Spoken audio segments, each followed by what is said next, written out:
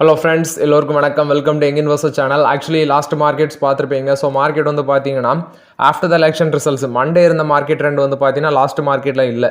So IT sector stocks ஒரு நல்ல performance கொடுத்துருந்தாங்க. பட் ஆக்சுவலி மற்ற செக்டர் ஸ்டாக்ஸ் எல்லாமே பார்த்தீங்கன்னா நல்லா இல்லை. குறிப்பாக டிஃபென்ஸ் செக்டர், ஐடி செக்டர், அடுத்தது வந்து இந்த டெலிகாம் செக்டர் இதெல்லாமே பாசிட்டிவ்ல இருந்துச்சு. ஏன்னா டெலிகாம் செக்டர் எல்லாம் நியூஸ் பேஸில் என்னன்னா பேங்க் கேரண்டி தேவையில்லை, இந்த டெலிகாம் இந்த ஸ்பெக்ட்ரம் பர்ச்சேஸ் பண்ணதுக்கு பேங்க் கேரண்டி தேவையில்லைன்னு சொல்லி கேபினெட் எடுத்த முடிவால் டெலிகாம் செக்டரில் ஒரு நல்ல பர்ஃபார்மன்ஸ் கொடுத்துருந்துச்சு. ஸோ லாஸ்ட் க்ளோசிங் பார்க்கும்போது நிஃப்டி 50 27 பாயிண்ட்ஸ் நெகட்டிவ், 24,194 பாயிண்ட்ஸில் இருக்குது. சென்செக்ஸ் 80,004 பாயிண்ட்ஸில் இருக்குது, 105 பாயிண்ட்ஸ் நெகட்டிவ். நிஃப்டி பேங்க் 52,191 பாயிண்ட்ஸில் இருக்குது, 16 பாயிண்ட்ஸ் நெகட்டிவ். நிஃப்டி ஐடி 44,085 பாயிண்ட்ஸில் இருக்குது, 467 points positive, 1% positive Nifty IT. Next FIIs DIIs data எடுத்து பார்த்தீங்கன்னா எஃப்ஐஎஸ் வந்து 1157 கோடிக்கு நெட் பையஸாக இருக்கிறாங்க. டிஏஎஸ் வந்து 1910 கோடிக்கு நெட் செல்லஸாக இருக்கிறாங்க. மோராட் இது வந்து எஃப்ஐஎஸ்டிஎஸ் டேட்டா. ஃபஸ்ட் பார்த்தீங்கன்னா அந்த என்டிபிசி, ஆக்சுவலி என்டிபிசி பார்த்தீங்கன்னா 361 இருக்குது. இன்றைக்கி நான் அந்த லார்ஜ் கேப் ஸ்டாக்ஸில் எதெல்லாம் அடி வாங்கியிருக்குன்னு பார்க்கும்போது என்டிபிசி தான் ஃபஸ்ட் ப்ரைஸில் இருக்கிறாங்க. 1.5% அடி விழுந்திருக்கு. பட் என்டிபிசி 360 வரைக்கும் இன்றைக்கி வந்துச்சு. என்டிபிசி ஒரு ஆப்பர்ச்சுனிட்டி தான். பட் ஆக்சுவலி நாளைக்கு என்டிபிசி ஒரு நல்ல பெர்ஃபார்மன்ஸ் கொடுக்க சான்சஸ் இருக்குது. அது எதை பேஸ் பண்ணியிருக்குன்னா என்டிபிசி க்ரீன் எனர்ஜியோட ஐபிஓ ஆக்சுவலி நாளைக்கு மார்க்கெட்டில் அந்த ஷேர் வந்து பார்த்தீங்கன்னா லிஸ்ட் ஆகுது. ஃபர்ஸ்ட் டே நாளைக்கு லிஸ்ட் ஆகுது 27ஆம் தேதி. என்டிபிசியோட க்ரீன் எனர்ஜி ஐபிஓ வந்து நாளைக்கு அந்த மார்க்கெட்டில் டெபியூட். ஸோ அதை பேஸ் பண்ணி நாளைக்கு ஒரு நல்ல பாசிட்டிவ் லிஸ்டிங் கொடுக்குறாங்க. அந்த பட்சத்தில் என்டிபிசியோட ஷேர் ப்ரைஸும் மேலே போக சான்சஸ் இருக்குது. சப்போஸ் மார்க்கெட்டில் நெகட்டிவ் நியூஸ் இம்பாக்ட் ஆகுது அப்படின்னா அந்த ஐபிஓவில் பெரிய அளவில் லிஸ்டிங் கிடைக்காமல் போக வாய்ப்பு இருக்குது. நெகட்டிவ் ரிட்டர்ன்ஸும் கிடைக்க சான்சஸ் இருக்குது. ஸோ அது நாளைக்கு தான் தெரியும் மார்க்கெட் எப்படி ஓப்பன் ஆகுது அப்படின்னு சொல்லி. நெக்ஸ்ட் இந்த ஸ்ரீ சிமெண்ட், மஹேந்திரா அண்ட் மஹேந்திரா இப்போ வேல்யூஷன் கொஞ்சம் ஃபேவரபுளாக இல்லை. கொஞ்சம் கடனும் அதிகமாக இருக்குது. மோட்டார் செக்டரை கம்பேர் பண்ணும்போது மஹேந்திரா அண்ட் மஹேந்திராவில் கொஞ்சம் கடன் அதிகமாக இருக்குது. அதானி பவர் இப்போதைக்கு ப்ரெஷரில் தான் இருக்கிறாங்க. ஏன்னா அவங்க வந்து பவர் சப்ளை பண்ணுற சில நாடுகள் எல்லாமே பார்த்தீங்கன்னா டியூ பெண்டிங் வச்சுருக்காங்க.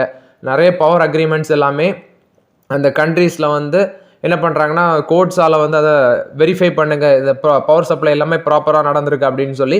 ஸோ ஓவராலாக அதானி பவர் ப்ரெஷராக இருக்குது, அதனால் அடிக்கிறாங்க. Godrej Properties, Ashok Leyland, Petronet LNG, Dixon Technologies இதில் வந்து அசோக் லைலாண்ட் நம்ம முன்னாடி யூஸ் பண்ணோம், இப்போ ஆப்பர்ச்சுனிட்டி இல்லை. பெட்ரோநெட் எல்என்ஜி வேல்யூஷன் கம்மியாக தான் இருக்குது. பட் ஒரு 300 கீழே வரும்போது டிஸ்கஸ் பண்ணலாம். அது வரைக்கும் பெட்ரோநெட் எல்என்ஜியில் வெயிட் பண்ணுறது தான் பெட்டருங்கிறது என்னோட கருத்து. ஜொமேட்டோ பார்த்தீங்கன்னா இன்றைக்கி ஏற்றிருக்காங்க. ஜொமேட்டோவில் என்ன இந்த ரீசன் பார்க்கும்போது கண்டினியூஸாக நேற்று மேலே போச்சு, இன்றைக்கும் மேலே போயிருக்கு லாஸ்ட் மார்க்கெட்டில். அதுக்கு ரீசன் பார்க்கும்போது அவங்க ஃபண்ட் ரைஸ் பண்ணியிருக்காங்க சக்ஸஸ்ஃபுல்லாக, அதை பேஸ் பண்ணி ஏற்றிருக்காங்க. பட் ஆக்சுவலி ஜொமேட்டோ ஸ்டில் வந்து பார்த்தீங்கன்னா it's a loss making company. So இப்போதைக்கு அது பக்கத்தில் போக வேண்டாங்கிறது தான் என்னோட கருத்து. நெக்ஸ்ட் இன்றைக்கி இந்த ஐடியா, குறிப்பாட்டு ஐடியா, ஏர்டெல், இந்த டெலிகாம் செக்டர் ஸ்டாக்ஸ் எல்லாமே மேலே போயிருந்துச்சு. குறிப்பாட்டு டாடா டெலி சர்வீஸ் மகாராஷ்டிரா இதுவும் ஒரு நல்ல பெர்ஃபார்மன்ஸ். இதுக்கு எல்லாமே காரணம்னு பார்த்தீங்கன்னா கவர்மெண்ட் ஒரு முடிவு விடுறாங்க. என்ன முடிவு எடுக்கிறாங்கன்னா 2022 அதுக்கப்புறம் ஸ்பெக்ட்ரம் பர்ச்சேஸ் பண்ணால் பேங்க் கேரண்டி தேவையில்லை. இது வந்து முன்னாடி இருந்த ரூல்ஸ். பட் இப்போ என்ன ரூல்ஸை கொண்டு வந்துட்டாங்கன்னா 2022க்கு முன்னாடி பர்ச்சேஸ் பண்ண பிஃபோர் 2022 அதுக்கு முன்னாடி பர்ச்சேஸ் பண்ண ஸ்பெக்ட்ரம் பர்ச்சேஸ் பண்ணதுக்கும் பேங்க் கேரண்டி தேவையில்லைன்னு சொல்லிட்டாங்க. ஸோ இதை பேஸ் பண்ணி டெலிகாம் செக்டர் ஸ்டாக்லாம் அப்படி ராக்கெட்லேயே பறந்துச்சு.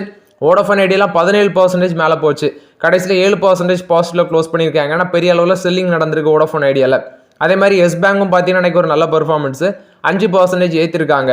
கொச்சின் ஷிப்யார்டு, இந்த டிஃபென்ஸ் செக்டர் ஸ்டாக்லாம் பயங்கரமான பெர்ஃபார்மன்ஸ். ரொம்ப நாளுக்கு அப்புறம் ரெத்தாரா ஓடுன இந்த ஸ்டாக்லலாம் பச்சாறு ஓடுது. பட் பக்கத்தில் போக வேண்டாம், ஏன்னா அது வந்து பார்த்தீங்கன்னா எல்லாமே ஓவர் வேல்யூடாக இருக்குது. இந்த டாடா டெலி சர்வீஸ் மகாராஷ்டிரா சொன்னேன், இன்றைக்கி மட்டுமே 16% ஏற்றிருக்காங்க இந்த ஸ்டாக்கு. ஸோ இந்த நியூஸ் பேஸில் ரேலி ஆகிற ஸ்டாக்கெல்லாம் பார்த்தீங்கன்னா நம்ப முடியாது. அது என்னைக்கு மேலே போகும் என்னைக்கு விழுன்னு சொல்ல முடியாது. ஏறுற அன்னைக்கு பயங்கரமாக ஏறும், அடி விழுற அன்னைக்கும் ரத்தம் பயங்கரமாக வரும். செக்டார் வைஸ் பார்க்கும்போது consumer, pharma, metal, technology, PSE banking service இதெல்லாம் ஒரு நல்ல பாசிட்டிவ்ல இருக்குது. Realty, infra, media, PSE, next finance, auto, energy, cement இந்த செக்டார் எல்லாமே பார்த்தீங்கன்னா நெகட்டிவ் செக்டாராக இருக்குது.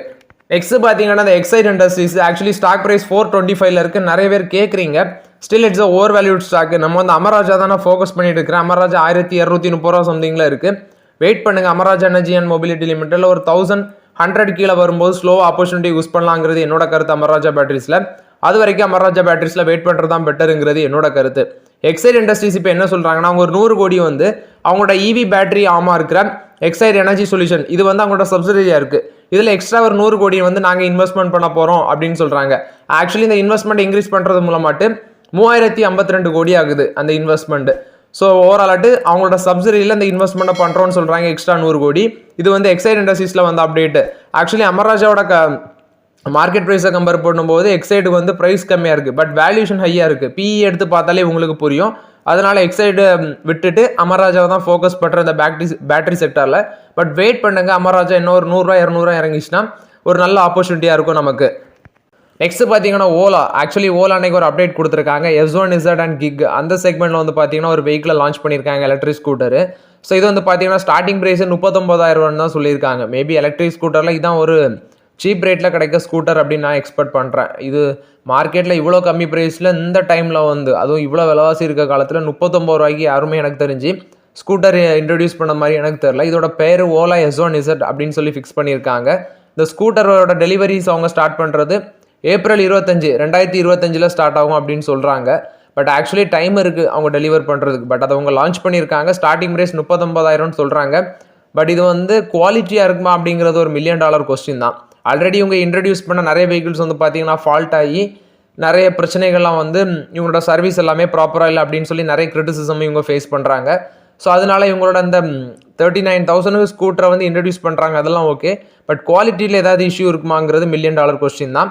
ஸோ வெயிட் பண்ணி பார்க்கலாம். ஸ்டாக் ப்ரைஸ் இன்றைக்கி 5% ஏற்றிருக்காங்க, 73 ரூபா அந்த ரேஞ்சில் இருக்குது. பட் இப்போதே வெயிட் பண்ணுங்கள், ஓலாவில் வந்து கொஞ்சம் ஒதுங்கி இருக்கிறது தான் பெட்டருங்கிறது என்னோட கருத்து. ஐபிஓவில் நிறைய பேர் வந்து டபுள் த ரிட்டர்ன்ஸ் கிடச்சிருக்கோம், வச்சுக்கோங்க. இப்போதைக்கு வெயிட் பண்ணுங்கள் ஓலாவில். நெக்ஸ்ட் இந்த RVNL ஷேர், இவங்களுக்கு 625 கோடி வேல்யூ உள்ள ஒரு south central railway double tracking project வந்து கிடச்சிருக்கு அப்படின்னு சொல்கிறாங்க. இது வந்து பார்த்தீங்கன்னா RVNL பொறுத்த வரைக்கும் பாசிட்டிவ் அப்டேட்டு.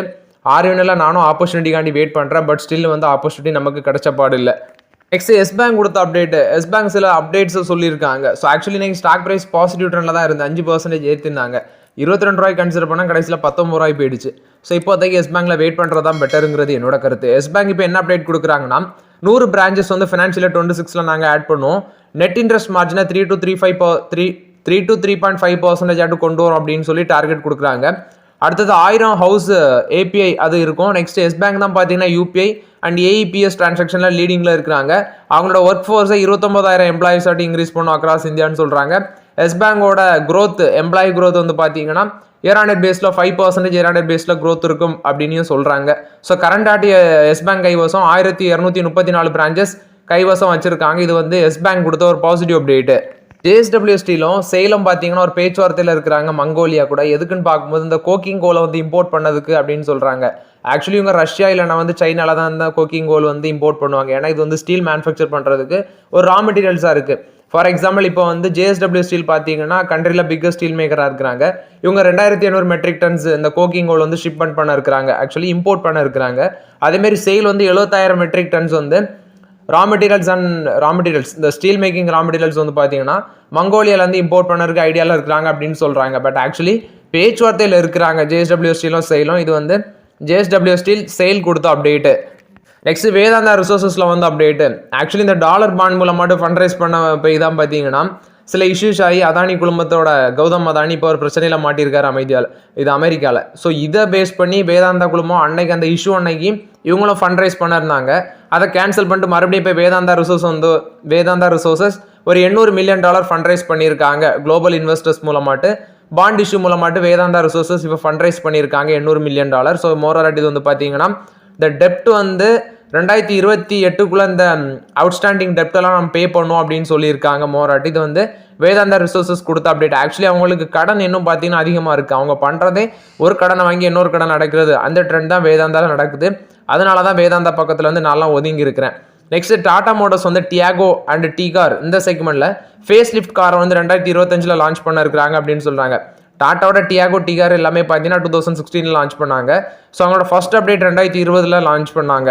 ஸோ மோரலாட்டி இப்போ வந்து பார்த்தீங்கன்னா ஃபேஸ் லிஃப்ட்டில் வந்து 2025 லான்ச் பண்ணோம் அப்படின்னு சொல்கிறாங்க. இது டாடா மோட்டர்ஸ் கொடுத்த அப்டேட்டு. வேதாந்தா தரப்புலேருந்து இன்னொரு அப்டேட்டும் கொடுக்குறாங்க. சவுதியில் வந்து காப்பர் ப்ராசஸிங் ஃபெசிலிட்டிக்கு வேண்டி ஒரு $2 பில்லியன் அங்கே இன்வெஸ்ட்மெண்ட் பண்ண இருக்கிறோம் அப்படின்னு சொல்கிறாங்க. விச் மீன்ஸ் அவங்க சொல்கிறது smelter, refinery, copper rod plant. இது வந்து பார்த்தீங்கன்னா அந்த சவுதி அரேபியாவில் அவங்க போட இருக்கிற காப்பர் ப்ராசஸிங் பிளான்ல வந்து மேனுஃபேக்சர் பண்ணலாம். விச் மீன்ஸ் இன்வெஸ்ட்மெண்ட் பார்க்கும்போது $2 பில்லியன் அப்படின்னு சொல்கிறாங்க. ரிஃபைனரிங் கெப்பாசிட்டி 4 லட்சம் மெட்ரிக் டன்ஸ் பெர் இயர். அது மட்டும் இல்லாமல் ஃபெசிலிட்டி மூலமாட்டு 3 லட்சம் டன்ஸ் ஆஃப் காப்பர் ராடு வந்து அதில் மேனுஃபேக்சர் பண்ணலாம் அப்படின்னு சொல்கிறாங்க. இது வந்து வேதாந்தா குழுமம் கொடுத்த ஒரு பாசிட்டிவ் அப்டேட்டு. மோட்டிலால் ஓசால் பார்த்தீங்கன்னா ஒரு மோட்டிலால் ஓசால் மியூச்சுவல் ஃபண்டு இவங்க வந்து Nifty capital market index fund அதை வந்து லான்ச் பண்ணியிருக்கோம் அப்படின்னு சொல்லியிருக்காங்க. இந்த என்எஃப்ஓ பார்த்தீங்கன்னா ஓப்பனில் தான் இருக்குது. ஸோ இது க்ளோஸ் ஆகுறது December 10. ஸோ இது வந்து ரீஓப்பன் ஆகுறது வந்து பார்த்தீங்கன்னா கண்டினியூ சேல்காண்டி ரீஓப்பன் ஆகும். நெக்ஸ்ட் ரீபர்ச்சேஸ் ஆகுறது December 20 அப்படின்னு சொல்லியிருக்காங்க. ஆக்சுவலி மினிமம் இன்வெஸ்ட்மெண்ட் நீங்கள் இதில் பண்ணணும்னா ₹500 இருக்கணும் அப்படின்னு சொல்லியிருக்காங்க.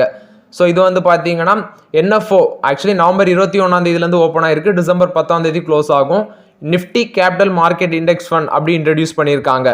ஹெச்டிஎஃப்சி மியூச்சுவல் ஃபண்ட் வந்து பார்த்தீங்கன்னா HDFC Nifty India digital index fund அப்படிங்கிற ஒன்றை வந்து லான்ச் பண்ணியிருக்காங்க. ஸோ ஆக்சுவலி இது வந்து எப்போ ஓப்பன் ஆகுது அப்படின்னு பார்க்கும்போது November 22 ஓப்பன் ஆகிடுச்சு. December 6 க்ளோஸ் ஆகுது அப்படின்னு சொல்லியிருக்காங்க. ஸோ இது வந்து பார்த்தீங்கன்னா சாஃப்ட்வேர், டெலிகாம், இ-காமர்ஸ், ஃபின்டெக் இந்த மாதிரி செக்மெண்ட்டில் உள்ள ஒரு 30 ஸ்டாக்ஸ் போர்ட்ஃபோலியோ வருது அப்படின்னு சொல்கிறாங்க. இது வந்து ஹெச்டிஎஃப்சி கொடுத்த அப்டேட். என்டிபிசி கிரீன் எனர்ஜி நாளைக்கு மார்க்கெட்டில் லிஸ்ட் ஆகுது. இது வந்து மகாராஷ்டிராவில் இருக்கிற ஸ்டேட் பவர் டிரான்ஸ்போர்ட் கூட வந்து ஒரு 50:50 பேசிஸில் வந்து ஜாயின்ட் வெஞ்சூர் மூலமாட்டு போட்டிருக்காங்க பிஸ்னஸ்க்கு வேண்டி. இது வந்து என்டிபிசி கிரீன் எனர்ஜி கொடுத்த அப்டேட். ஸோ ஆக்சுவலி அங்கே உள்ள ரினோபிள் எனர்ஜி பார்க்ஸ் எல்லாமே மெயின்டைன் பண்ணுறதுக்கும் ஆப்ரேட் பண்ணுறதுக்கு தான் இந்த ஜாயின்ட் வெஞ்சர் அப்படின்னு சொல்கிறாங்க. இது வந்து பார்த்தீங்கன்னா என்டிபிசி கிரீன் எனர்ஜி கொடுத்த அப்டேட். மஹேந்திரா வந்து BE6E XEV9E அப்படிங்கிற கார்ஸை வந்து பார்த்தீங்கன்னா இன்ட்ரடியூஸ் பண்ணியிருக்காங்க எக்ஸ்போவில். இது வந்து மஹேந்திரா கொடுத்த அப்டேட்டு.